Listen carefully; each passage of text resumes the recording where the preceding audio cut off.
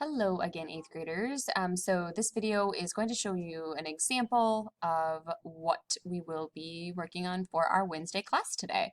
So in Schoology, in the Wednesday folder, so week 1 and then Wednesday, there was the introduction video from me, and then the step 2 is a discussion response, and it's called Zombie Apocalypse. So I'm going to read the instructions here for you, and then we're going to look at a strong example. Just imagine we are in the middle of a zombie apocalypse and the world is literally coming to an end. This classroom is the only safe zone in the entire world. But we can only keep a few of you. We need to decide who should stay and who will be kicked out into the chaos. Write a persuasive paragraph or more that convinces us why you should stay. What skills, talents, characteristics do you have that make you worthy to stay?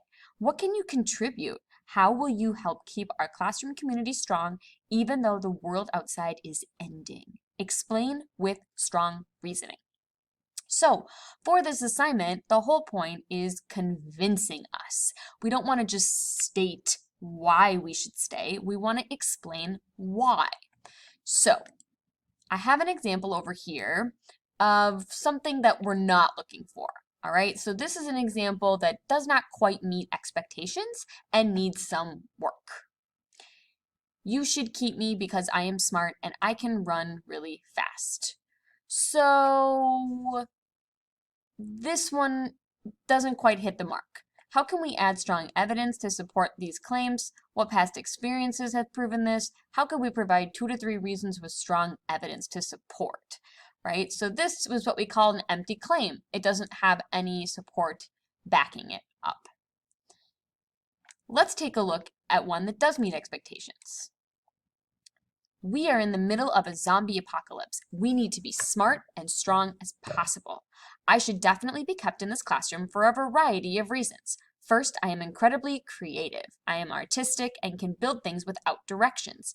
People call me a problem solver because I can figure out riddles and puzzles without a lot of help. So I can use this creativity to think of unique ways to stay safe and fight off the zombies.